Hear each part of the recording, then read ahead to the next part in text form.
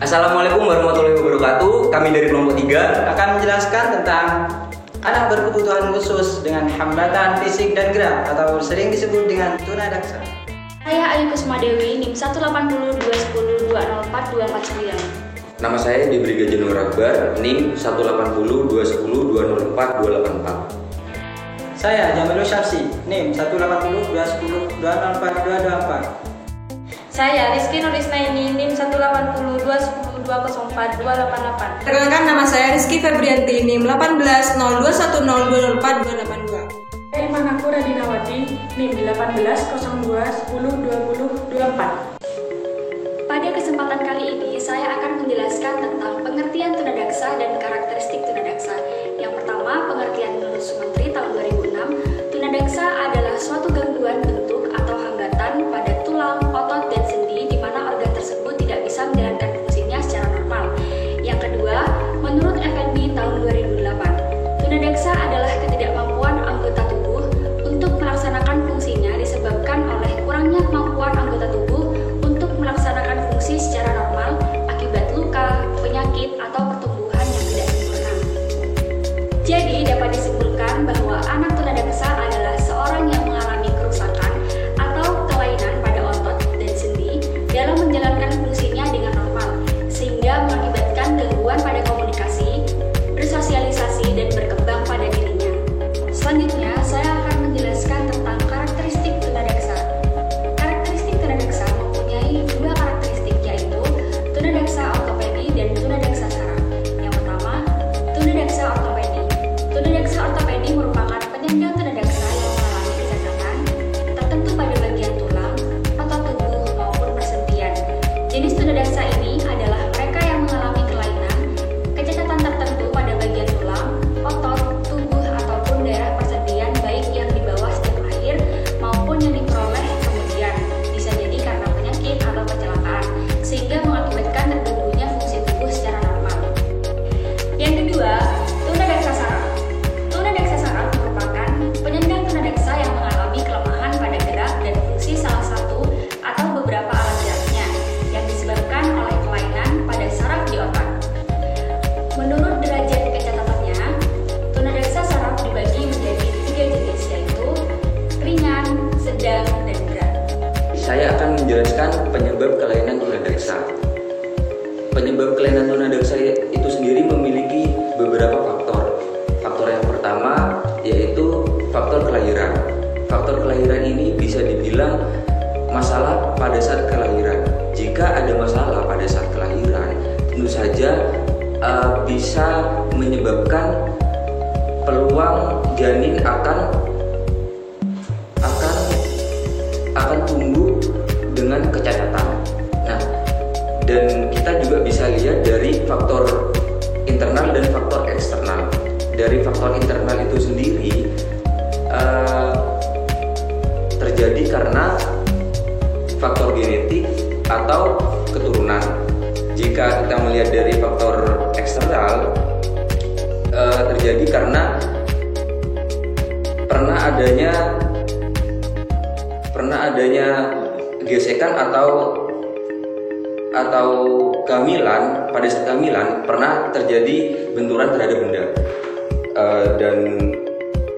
dan bisa juga ibu hamil pernah terjatuh pada saat kelahiran. Nah, faktor kehamilan itu sendiri dibagi menjadi 3. Yang pertama prenatal, yang kedua perinatal, dan yang ketiga pasca natal. Yang pertama prenatal. Prenatal ini terdiri dari infeksi kehamilan. Infeksi kehamilan itu sendiri terjadi karena virus, dan virus tersebut bisa datang dari kandungan air kencing. Lalu keracunan saat hamil. Keracunan saat hamil terjadi karena salahnya mengonsumsi makanan dan kurang bisa memilah atau memilih makanan mana yang baik pada saat kehamilan ataupun makanan yang tidak baik untuk dikonsumsi pada saat kehamilan. Kita masuk yang kedua, perinatal. Perinatal itu proses kelahiran yang cukup lama, prematur, dan kelahiran musang. Seperti yang kita ketahui, jika bayi normal pada saat kelahiran, yang terlebih dahulu keluar yaitu kepala.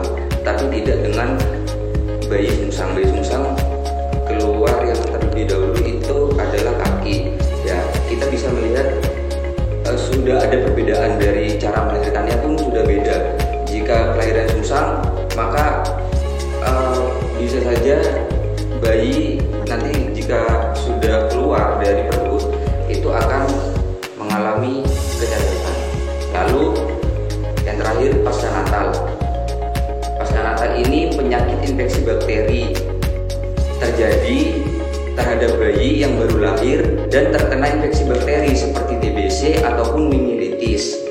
Lalu yang kedua, kekurangan zat makanan, yang mana bayi yang baru melahirkan itu kurang mengonsumsi makanan yang berprotein dan yang bergizi. Lalu kedua yaitu faktor kecelakaan. Faktor kecelakaan ini kita bisa melihat dari seberapa parahnya luka. Jika luka sudah sangat parah dan sampai terinfeksi, bisa jadi jalan keluarnya yaitu dengan cara diamputasi. Lalu yang terakhir yaitu infeksi virus. Seperti yang saya jelaskan, yang seperti yang di awal tadi, infeksi virus itu terjadi karena adanya virus, dan virus itu datang bisa dari kandungan air kencing. Saya akan menjelaskan tentang klasifikasi anak tunadaksa. Klasifikasi anak tunadaksa adalah penggolongan bagi penderita tunadaksa agar kita sebagai orang sekitar dapat mudah untuk melayani mereka dalam berinteraksi. Secara umum, kelainan bagi penderita tunadaksa ada dua macam. Yang pertama, kelainan pada sistem serebral. Yang kedua, kelainan pada sistem otot dan rangka. Yang pertama, kelainan pada sistem serebral.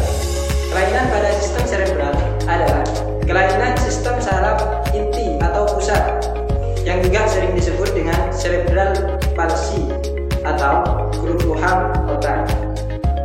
Kelainan cerebral palsy dapat dilihat dari tiga kategori. Yang pertama, dilihat dari tingkat kecacatannya. Dilihat dari tingkat kecacatannya ada tiga tingkatan. Yang pertama, tingkat ringan. Yang kedua, tingkat sedang. Yang ketiga, tingkat berat. Pada tingkat ringan, penderita cerebral palsy masih hampir sama dengan orang normal. Mereka masih bisa berjalan dengan semestinya dan berbicara dengan cukup jelas. Sedangkan pada tingkat sedang, mereka sudah memerlukan bantuan berupa alat-alat sebagai media pembantu untuk bisa berlatih berbicara, berjalan, serta menjaga dirinya dengan baik.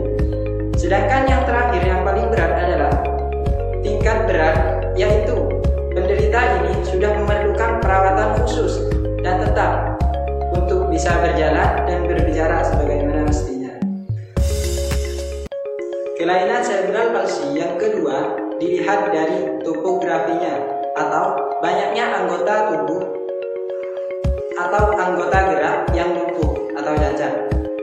Dilihat dari topografinya, cerebral palsy dibagi menjadi 6 macam. Yang pertama, monoplegia. Monoplegia berarti kelumpuhan yang dialami hanya pada satu anggota gerak saja. Contoh semisal hanya pada tangan kiri, hanya pada tangan kanan, hanya pada kaki kanan, hanya pada kaki kiri. Yang kedua adalah hemiplegia.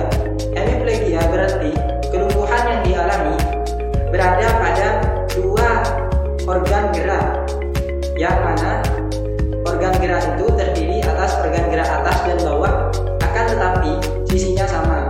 Contoh, organ gerak tangan kanan dan kaki kanan,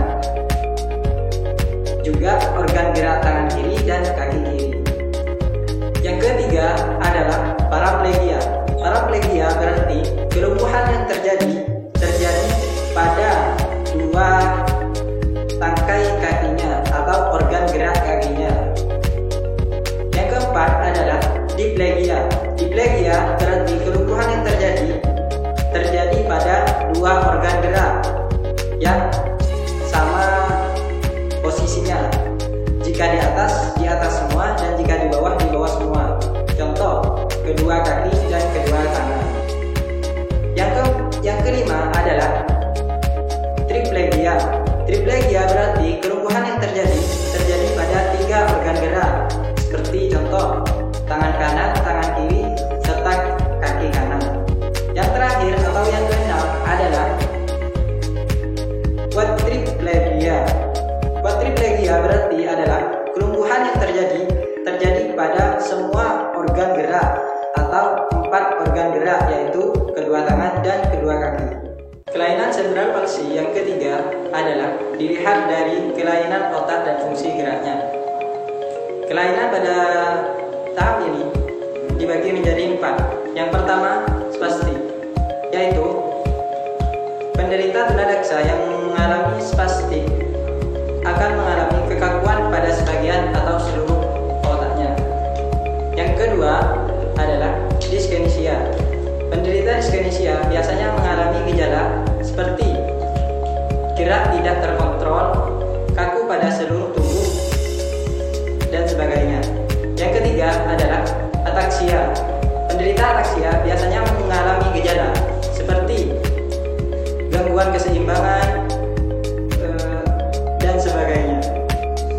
Yang terakhir adalah yang keempat, yaitu gangguan jenis campuran. Gangguan jenis campuran ini adalah gangguan terberat karena gangguan ini merupakan gangguan pada anak yang memiliki kelainan 1 atau 2 atau lebih dari kelainan yang telah disebutkan di atas. Kelainan yang kedua adalah kelainan pada sistem otot dan tulang rangka. Kelainan pada sistem otot dan tulang rangka dibagi menjadi 3 bagian. Yang pertama, poliomielitis. Poliomielitis adalah kelainan pada tulang belakang yang disebabkan oleh virus polio. Yang kedua adalah muskel distrofi. Muskel distrofi adalah kelainan yang disebabkan karena genetik. Sedangkan yang terakhir atau yang ketiga adalah spina bifida. Spina bifida disebabkan karena terbukanya 1 atau 3 ruas tulang belakang yang tidak tertutup kembali selama masa perkembangan. Akan menjelaskan dampak kelainan tunadaksa. Yang pertama, aspek fisik. Dalam aspek fisik ini, anak sulit untuk menyesuaikan diri yang disebabkan keadaan atau kondisi fisik yang dialami. Yang kedua, emosi. Sejak kecil, anak tunadaksa mengalami emosi penerimaan dini, yang ketika sudah dewasa, anak tunadaksa mengalami kemunduran perkembangan secara fisik. Dampak anak tunadaksa cenderung lebih tertutup dan kurang percaya diri akan koneksi yang dialaminya. Yang ketiga, aspek sosial. Jika anak tunadaksa terlalu lama berdiam diri di rumah, maka anak tunadaksa akan mengalami isolasi diri dari teman-temannya dan merasakan kecemasan terhadap temannya dalam memperlakukan tunadaksa. Yang keempat, aspek bahasa. Dampak aspek bahasa pada anak tunadaksa adalah pada masalah psikologis, yaitu anak tunadaksa kesulitan dalam mengungkapkan pikiran, keinginan, dan kehendaknya. Saya akan menjelaskan tentang tujuan pendidikan bagi anak tunadaksa serta tempat pendidikan bagi anak tunadaksa. Tujuan pendidikan bagi anak tunadaksa mengacu pada Peraturan Pemerintah Nomor 72 Tahun 1991. Secara umum, tujuan pendidikan bagi anak tunadaksa yaitu mengembangkan kemampuan diri, sikap, keterampilan, serta pengetahuan sehingga anak tunadaksa dapat bekerja sama serta berinteraksi di lingkungan sekitarnya sesuai dengan kemampuan yang dimiliki. Dalam tujuan pendidikan bagi anak tunadaksa terdapat 7 aspek yang harus dikembangkan. Yang pertama, pengembangan aspek intelektual serta akademik. Pengembangan aspek tersebut dilaksanakan di sekolah khusus yaitu SLBD. Fokus pembelajarannya yaitu pada pengoptimalan aspek intelektual serta akademik, di mana guru memberikan perhatian serta dorongan kepada peserta didik sehingga siswa mampu mengikuti pembelajaran dengan baik. Yang kedua yaitu membantu perkembangan fisik anak. Pada anak tunadaksa mengalami hambatan pada aspek motoriknya, sehingga guru ataupun staf medis harus saling bekerja sama dalam mengatasi hambatan tersebut, sehingga siswa dapat memperoleh kemudahan dalam mengikuti pembelajaran. Yang ketiga yaitu peningkatan perkembangan emosi serta penerimaan diri. Dalam aspek ini dibutuhkan kerjasama yang baik antara guru, siswa, serta wali murid dalam penanaman sikap positif dalam diri anak tunadaksa. Penanaman sikap positif tersebut akan berdampak positif pula pada penerimaan diri anak. Yang keempat yaitu pematangan aspek sosial. Guru dapat memberikan peran kepada peserta didik berupa kegiatan berkelompok, sehingga peserta didik dapat saling berinteraksi atau bekerja sama. Yang kelima yaitu peningkatan aspek moral serta spiritual. Guru dapat mengajarkan kepada siswa tentang nilai-nilai kehidupan, etika, moral ataupun keagamaan. Yang keenam yaitu peningkatan ekspresi diri.